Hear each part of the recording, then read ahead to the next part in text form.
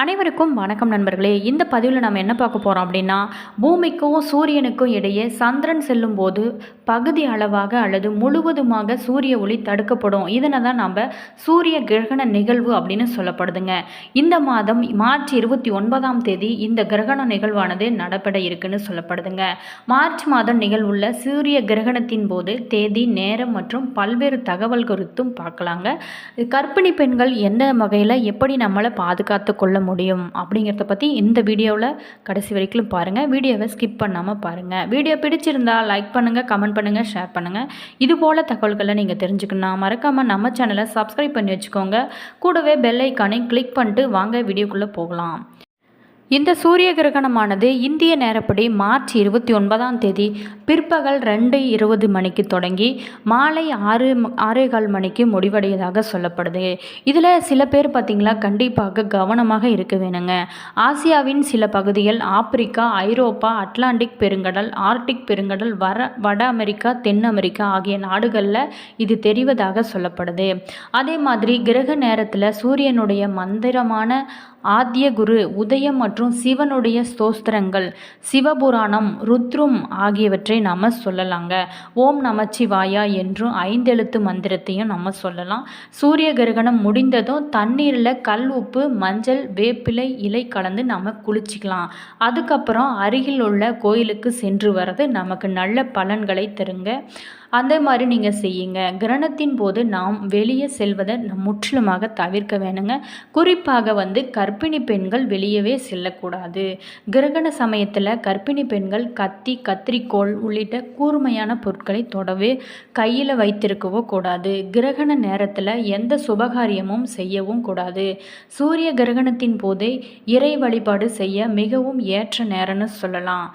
சூரியன், பூமி, நிலவு ஆகிய மூன்றுமே ஒரே நேர்கோட்டில் இருக்கிறதுனால நமக்கு அமையக்கூடிய எண்ணங்கள், கருத்துகள், சிந்தனைகள் ஒன்று கூடுவதற்கான நேரமாக சொல்லப்படுது. அந்த நேரத்தில் இறைவனை வழிபடுவதும் மந்திரங்களை உச்சரிப்பதும் சாதாரண நேரத்தில் கிடைக்கும் பலனை விட பல மடங்கு அதிகரிக்கும் அப்படின்னு நம்ம முன்னோர்கள் சொல்லியிருக்காங்க. தற்போதைய நிலவரப்படி சூரியனோட ஒரு பகுதி, குறிப்பிட்ட பகுதி மட்டுமே சந்திரன் மறைக்கிறது. அதன் காரணமாக இந்த பகுதி அளவு சூரிய கிரகணமாக சொல்லப்படுது. கிரகணம் பகுதியளவாக நிகழ்கிறது.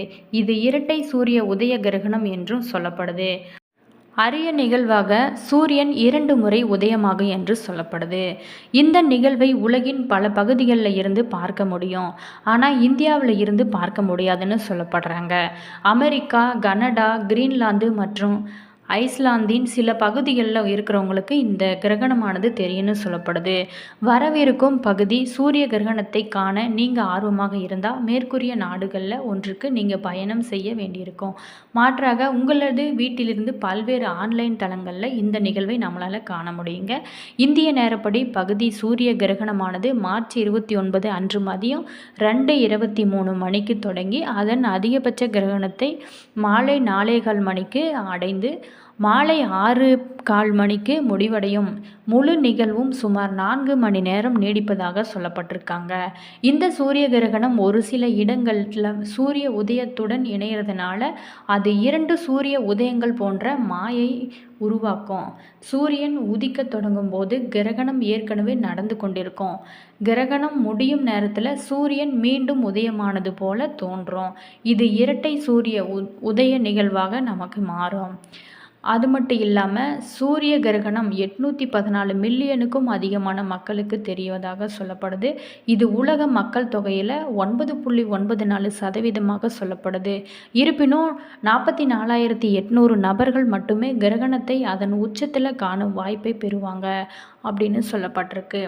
அதை காணக்கூடியவர்களில் நீங்களும் இருந்தால் கிரகணத்தின் போது சூரியனை நேரடியாக பார்க்க வேணாம். ஏன்னா அது உங்களோட பார்வையை நிரந்தரமாக பாதிக்கிறதுக்கும் வாய்ப்பு இருக்குது. சூரிய கிரக கண்ணாடிகள் அல்லது பாதுகாப்பு கருவிகளை எப்போதுமே பயன்படுத்தி அதை பார்ப்பது நல்லது.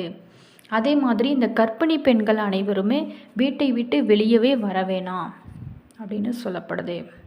கிரகணம் என்பது ஒரு சாதாரண வானிலை நிகழ்வு என அறிவியல் ஆராய்ச்சிகள் சொன்னாலுமே இந்தியர்களை பொறுத்த வரைக்குமே கிரகணம் அப்படிங்கிறது ஒரு அசுப நிகழ்வு என நினைக்கிறாங்க.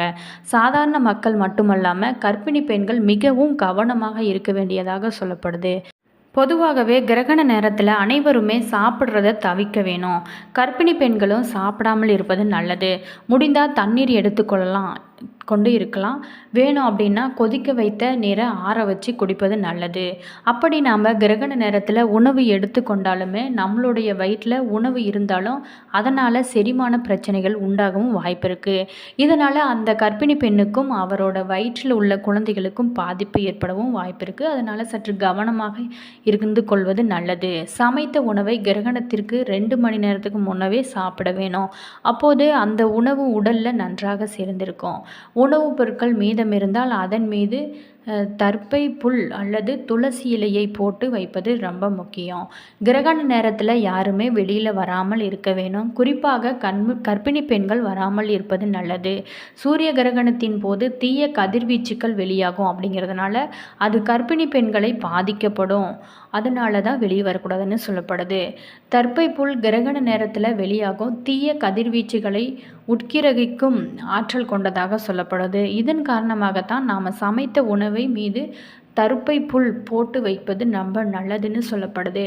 அதே மாதிரி கிரகண நேரத்தில் மனக்குழப்பம் கவன சிதறலும் நிலவும். அப்படிங்கிறதுனால பயணம் செய்தால் வேறு எங்கும் செய்தல் தவிர்ப்பது நல்லது. பொதுவாக சந்திராஷ்டம் நாளிலேயே நாம் உடலுறவு கொள்வது தவிர்ப்பது அவசியம் என சொல்லப்படுது. அதே போன்ற நிகழ்வுதான் கிரகணம். இந்த கிரகண நேரத்தில் உடலுறவு கொள்வதை தவிர்ப்பதால் அந்த பெண்ணுக்கும் அதனால் உருவாகும் குழந்தைக்கும் மனம் சார்ந்த பிரச்சனைகள் ஏற்படாமல் காத்து கொள்ள முடியும்னு சொல்லப்படுது. அது மட்டும் இல்லாமல் கர்ப்பிணி பெண்கள் உடம்பின் மீதும் தலைக்கும் எண்ணெய் தேய்த்து கொள்ளுதல் கூடாது. அதே போல் நகம் வெட்டுதல் கூடாது. உடம்புல ஏதேனும் ஒரு இடத்துல அரிப்பு ஏற்பட்டால் சொரிந்து கொள்ளாமல் இருப்பது நல்லது. அப்படி செய்தால் குழந்தைகளுக்கு மங்களமான மச்சம் போன்ற அடையாளம் ஏற்படும் என்பது ஐதீகமாகவே சொல்லப்படுது. அதே மாதிரி கிரகண நேரத்தின் போது இறைவனை வழிபடுவதற்கு மட்டும்தான் இந்த நேரம் உகந்ததாக சொல்லப்படுது. இந்த நேரத்தில் நாம் இறைவனை துதிப்பதால் சாதாரணமாக நமக்கு கிடைக்கும் பலனை விட 100% மடங்கு அதிகமான பலன்கள் கிடைக்கும் என சொல்லப்படுது.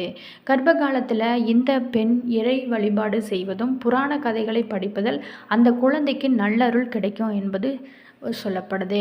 கிரகண நேரத்தில் இதை செய்தால் பல மடங்கு நற்பலன்கள் கிடைக்கும். கர்ப்பிணி பெண்கள் மட்டுமல்லாமல் மற்ற நபர்கள் கூட இறைவனோட மந்திரங்களை கூறி வழிபடுவது நல்ல பலன்களை கொடுக்கும். அதே மாதிரி இந்த நேரத்தில் ஓம் நமச்சிவாய, ஓம் கணபதியே நமக, ஓம் சரவண நமக, ஸ்ரீ ராம ஜெயம், ஓம் நமச்சிவாய உள்ளிட்ட எளிய மந்திரங்களை சொல்வதும், கந்த புராணம், ராமாயணம், அனுமன் சாலிசா, மகாலட்சுமி மந்திரம் உள்ளிட்ட மந்திரங்களை சொல்லி வருவது நல்ல பலன்களை கொடுக்கும். கிரகண நேரத்தில் அனைவருமே சூரியனுடைய மந்திரமான ஆதித்ய குரு, உதயம் மற்றும் சிவனுடைய ஸ்தோத்திரங்கள், சிவபுராணம், ருத்ரம் ஆகியவை சொல்லலாங்க. ஓம் நமச்சிவாய என்ற 5 எழுத்து மந்திரத்தையும் நம்ம சொல்லலாம். சூரிய கிரகணம் முடிந்ததும் தண்ணீரில் கல்லுப்பு, மஞ்சள், வேப்பிலை இலை கலந்து நம்ம குளிச்சு கொள்ளலாம். அதன் பிறகு அருகில் உள்ள கோயிலுக்கும் சென்று வரதுனால நம்மளுக்கு இந்த சூரிய கிரகணத்தின் தாக்கங்கள் சற்று குறையும். கிரகணத்தின் போது நம்ம வெளியே செல்வதை தவிர்க்க வேணும். குறிப்பாக கர்ப்பிணி பெண்கள் வரவே கூடாதுங்க. கிரகணத்தின் போது சூரியனின் கதிர்வீச்சு நம்மளுடைய உடம்புல படும்போது பாதிப்புகள் ஏற்பட வாய்ப்பு இருக்குது. இது போன்ற பாதிப்புகளை தவிர்க்கவே சூரிய கிரகணத்தின் போது வெளியே செல்லக்கூடாது என சொல்லப்படுறாங்க. ஒவ்வொரு ஆண்டுமே வானமண்டலத்தில் குறைந்தபட்சம் 4 கிரகங்கள் சம்பவிக்கின்றன. பொதுவாக 2 சூரிய கிரகணங்களும் 2 சந்திர கிரகணங்களும் ஏற்படுது. சில வருடங்களில் 3 சந்திர கிரகணம் கூட சம்பவிக்கும் நேரமும் இருக்குது. சூரிய கிரகணம் அமாவாசை அன்றும் சந்திர கிரகணம் பௌர்ணமி அன்றும் தோன்றுவதாக சொல்லப்படுது. ராகு, கேது என்ற 2 கிரகங்களும் சூரிய கிரகணம், சந்திர கிரகணம் ஏற்பதற்கு காரணமான கிரகங்களாக சொல்லப்படுது. சூரிய கிரகண நேரத்தில் பொதுவாக உணவு சாப்பிடக்கூடாது என்று சொல்லுவாங்க. வெளியே சுற்றி திரியக்கூடாது என்றும் சொல்லப்படுது. அதற்கான காரணங்களையும் சோதிட ரீதியாக நம்ம பார்த்தோம் அப்படின்னா, நவகிரகங்களில் இந்த 2 கிரகங்களும் சாயா கிரகங்கள் என அழைக்கப்படுகிறது. நிழல் கிரகங்களாக சொல்லப்படுது. விண்வெளியில் சூரியனது வட்டப்பாதையும் சந்திரனோட வட்டப்பாதையும் வெட்டும் புள்ளிகள் ராகு, கேது என அழைக்கப்படுகிறது. ராகு மறைக்கும் போது ராகு ரஸ்தம் என்றும், கேது மறைக்கும் போது கேது ரஸ்தம் என்றும் சாஸ்திரங்கள் சொல்லப்படுது. பொதுவாக கிரகண தோஷம் கெடு பலன்களை தரும் அப்படின்னு சொல்லுவாங்க. சூரிய கிரகண தோஷம்தான் அதிக பாதிப்புகளை ஏற்படுத்தும் என்றும் சொல்லப்படுது. எனவே அனைவருமே இந்த சூரிய கிரகணத்தில் பாதிக்கக்கூடாதவாறு வீட்டில் அனைவருமே இருக்குங்க. இந்த வீடியோவில் நம்ம சூரிய கிரகணத்தோட பாதிப்புகளை பற்றி பார்த்தோங்க. வீடியோ உங்களுக்கு பல பயனுள்ள தகவல்களை தந்திருக்குன்னு நினைக்கிறேன். வீடியோ பிடிச்சிருந்தால் லைக் பண்ணுங்கள், கமெண்ட் பண்ணுங்கள், ஷேர் பண்ணுங்கள். இதுபோல் தகவல்களை நீங்கள் தெரிஞ்சுக்கணுன்னா மறக்காமல் நம்ம சேனலை சப்ஸ்கிரைப் பண்ணி வச்சுக்கோங்க. கூடவே பெல் ஐக்கானையும் கிளிக் பண்ணிக்கோங்க. அப்போ தான் நாங்கள் போகிற ஒவ்வொரு வீடியோவும் உங்களுக்கு உடனுக்குடன் நோட்டிஃபிகேஷனாக வந்து சென்றடையும். உங்களோட கருத்துக்களை கீழே கமெண்ட் பாக்ஸில் சொல்லுங்கள். All views thank you.